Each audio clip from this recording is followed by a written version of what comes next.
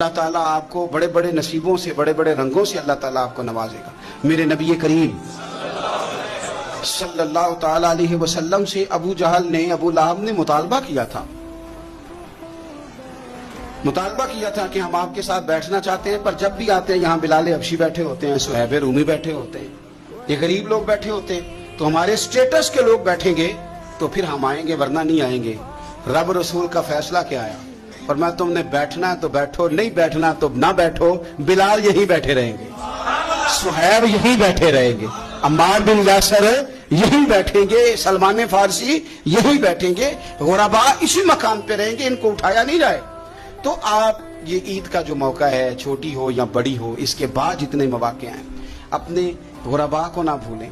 اور آپ کو پتہ ہے رشتہ دار سے صلہ رحمی کریں تو ڈبل ثواب ملتا ہے۔ اگر رشتہ دار غریب ہو تو ایک غریب کو دینے کا، ایک رشتہ نبھانے کا ڈبل اجر ملتا ہے۔